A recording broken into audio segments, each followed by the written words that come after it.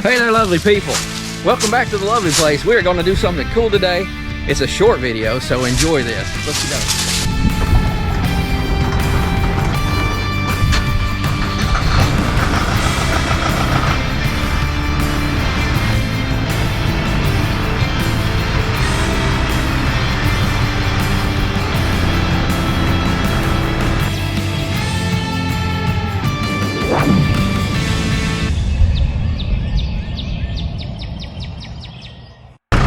So the plan is, I'm gonna take this grapple off the tractor, I'm gonna put the bucket on. And the reason we're doing that is for stability, because for the second time only, I'm gonna be removing the loader so that we can get in and do some service on the tractor.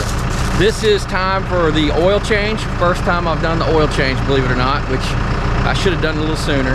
But it's not rated until 300 hours or once annually. I only noticed the every 300 hours. Then of course I saw the annually. So we're not too far in, but we'll get this oil change done. But today's video is simply about removing the loader. There's a previous video that I did. It was my part 2 of my first 50 hours service, and I did not do things well. I've learned a lot since then. And so today, hopefully, you're gonna see this go a whole lot smoother. And anybody just looking to how do you remove a loader off of a Case IH75C, this will be your little tutorial. But believe me, you should look at other places. I learn as I go here at the lovely place. This is a new wannabe homestead. We bought this property a couple years back, well, a few years back now, and we've been developing it. The goal is to make a homestead up here. One of the first things that I thought I needed was a big old tractor. I have mixed emotions. You know, the expense of a tractor this size is nothing short of expensive. And however, the size I got with the cab, I wouldn't change a thing. So looking forward to getting this thing paid off. It was a 0% interest financing, which most tractor companies will do, dealerships, almost all the time.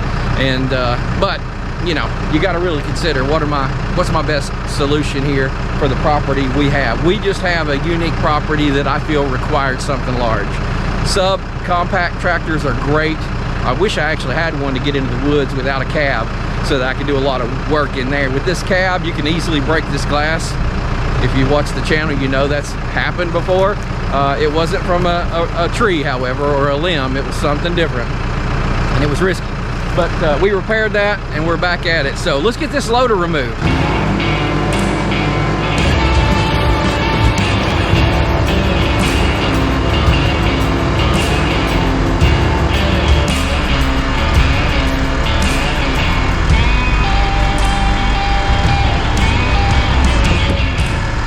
All right, I think it's in a good position where it sits.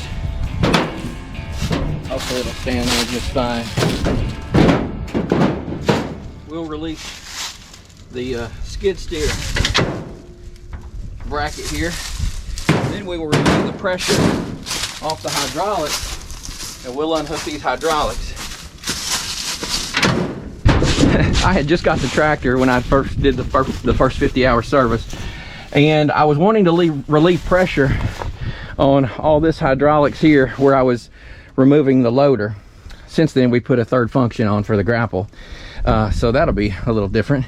But I was attempting to remove the pressure using this joystick, and instead what you need to do is you need to use these remotes to relieve your hydraulic pressure throughout the tractor. Now I know that's the fact for the 3-point hitch in the back and all of the hydraulic functions back there for the bush hog. So just rotate each of these back and forth a few times, and that should relieve the pressure up front and in the back, the whole hydraulic system, I'm hoping. So that's one thing that I believe will make this job a lot easier than the first time we remove this loader. So this is the hydraulics for the grapple. Let's see if we can get these off easy. Nice, no leaking hardly at all. A couple of drips here and there. All right, just lay that over there. Let's hope that this one is just as easy. There it is, little twist. All right, just lay these lines over top of the grapple, out of the way, so that when I take this lift off, the loader off of it, it won't pull on those lines.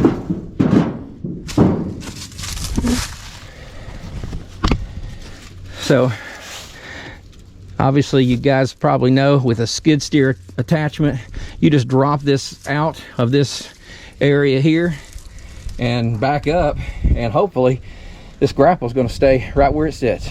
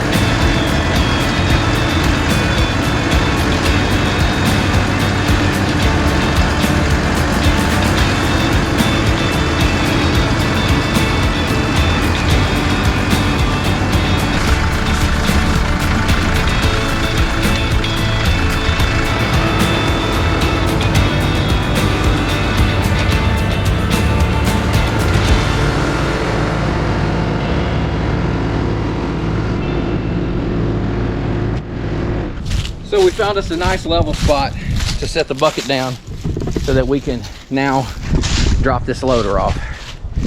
That's a very important thing. Just find a good level part of your ground if you can. And we're going to be maneuvering this bucket as we're popping this loader out of the pins. We're going to remove this cotter pin down here and get it out so that we can prepare to disengage this bar, this pin, from this mechanism here. We're going to do the same thing on the other side. I'm assuming it's tight right now. Yep, it's tight. So we will mess, after we get these pins out, we're going to mess with the loader, get that loose so we can yank them out. Over here on the other side, still tight as I said, but popping this cotter pin out. So what I'm going to do now is I'm going to start the tractor and I'm going to move my joystick. We're going to see if this gets to a place where it's nice and neutral, where we can just slide these right out.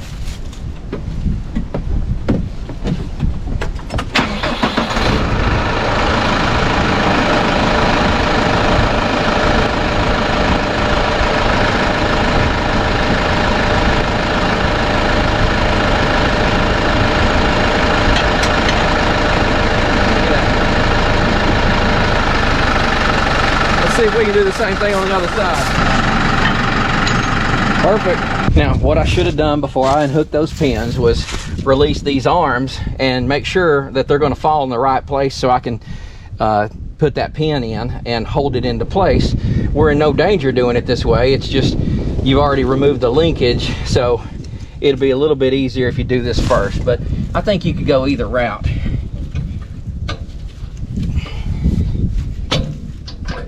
So that pin comes out. Then you drop that puppy down. The cotter pin right in there.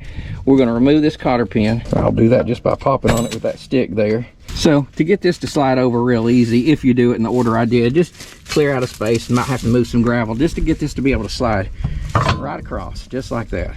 We'll put these cotter pins back in on each side and this thing will be stabilized. Fact is, every time I do something, I'm going to learn something. I might have done it, well, I did it actually in the proper order the first time.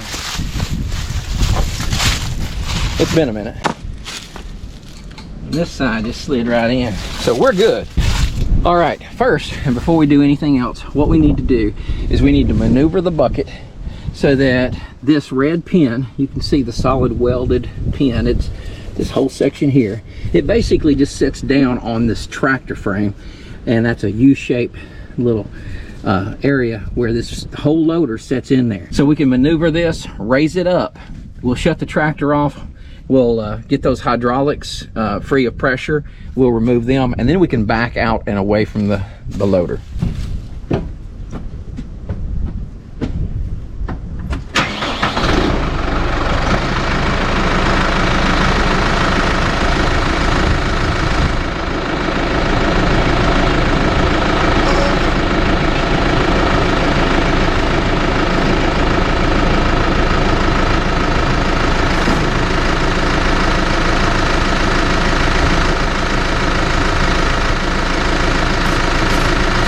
All right, as you can see, we're up above it and we're outside of this bracket.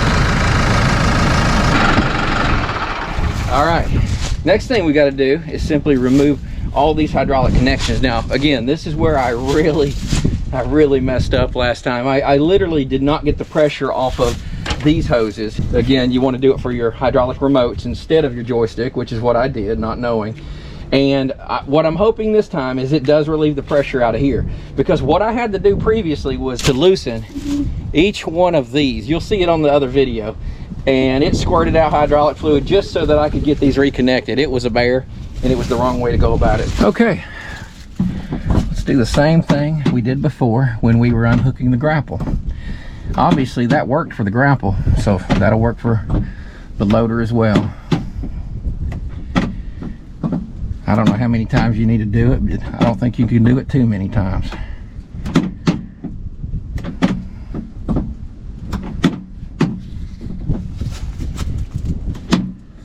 You'll notice this one doesn't have that mid catch that this other one does.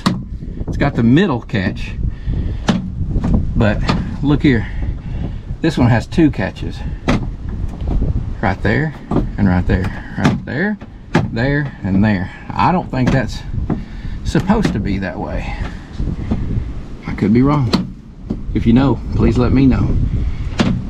All right, I think we probably got enough there. We're going to now try to take these off. This is the third function that was added. This is a WR long third function for that WR long grapple that I've got, and I love it. I can't imagine my tractor without it now that I've got it. And after we remove these two, we'll attempt to remove these four for the loader. Now, how easy these can't come off will probably determine how easy I can get them back on. So we have different connections for the third function, basically like the ones we just removed a while ago, than there are for the loader. So let's see what we got here. Oh, that was easy peasy. All right, let's pop these little covers on here just to protect it. Okay, now that we've got our third function disconnected and we've put the caps on here just to keep it clean, we're now going to remove the loader hydraulic connections. These are a little different. I want to show you something. There's a detent right here, if you can see it, that little groove there, and then there's the pin here that you can line these two up, and when you do, just grab some channel locks, pull these down, and when you pull these down, this hopefully will pop right out and we'll be in good shape, and we'll be able to just disconnect this right away. Now that we've already got the pin out of the loader, we're all set to remove this. Yeah, popped right out. Let's give this one a go.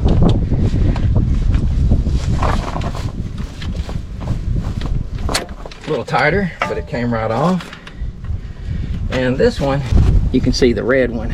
There's the detent there, and there's the little pin. The blue one, it's over here on the side. I think they've done it that way just so you can see it. I did not know that the first time I attempted to remove these at the 50-hour service, so this is going to make a big difference. All right, there's red. Let's get blue. Perfect. They're all disconnected.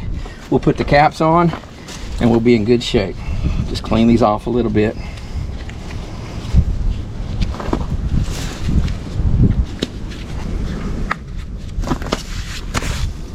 Okay, so we've got everything disconnected. I'm going to do a quick walk around just to be safe and make sure that there's nothing in the way, nothing I'm going to hit as I'm pulling out of this loader, and just to confirm that we're in good shape. These might scrape the tire a little bit, so I'll raise them up right here. It's not going to hurt them if they do that. Let's see if everything else looks fine. I believe we're good. Let's back it up.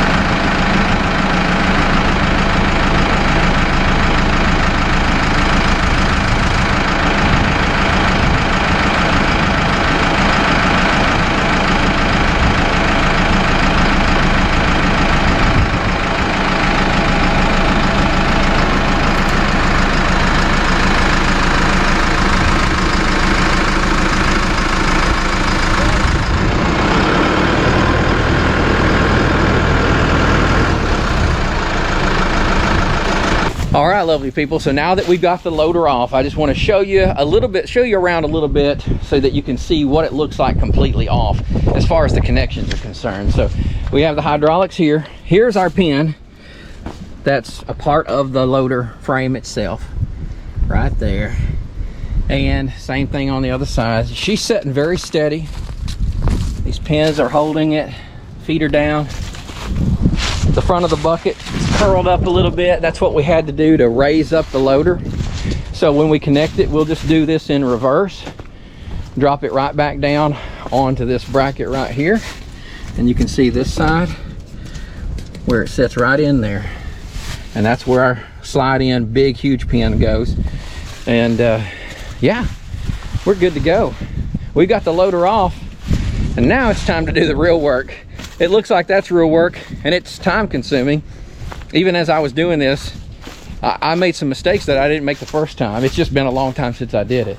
Funny thing is, I went back and watched my own video to refresh myself on a lot of this that I'm about to do. Because with the oil change that I'm about to do, you literally, on this Case IH 75C, you have to remove the 2 fuel filters that are on this tractor just to get to the oil filter. Not the best design for maintenance. I don't think they think of that much when they're building a lot of things. So here we go. Come back, subscribe to this channel if you haven't done so, especially if you've got a Case tractor, especially if it's a 75C. There's just not a lot of videos on YouTube about this particular tractor. And I don't understand why. Here in my area, and I'm in the Tennessee area, there's a ton of farms all around me. And these farmers, they use Case tractors, and they use major, massive ones, and cultivators and all sorts of large agricultural equipment that's made by Case. So it's a quality company. They make good tractors and they make good tools. But there's just not a lot of homesteaders that use these. I think mainly is because until recently, I don't think they've been in the subcompact market much, and a lot of folks buy the subcompact tractors, and this one's considered a utility tractor. And so I've got about 18 to 20 acres of field that I cut currently. One of these days we're going to have animals out there grazing, and we may have to get hay equipment. I certainly wish I had bought hay equipment to begin with. You live and learn. That way I could have been cutting hay, selling it, or stocking it up for future use in a barn. But until then, we've got the big 3150 Rhino. It's a big batwing cutter, and that's what we do out in the field with this tractor, along with a lot of other maintenance. We've done a lot of dirt and gravel work and so on. So anyway, again, subscribe to the channel, get to see all this stuff that we do on this Case, and all in preparation to make this lovely place a homestead. God bless you. We'll see you next time here at the lovely place. Take care.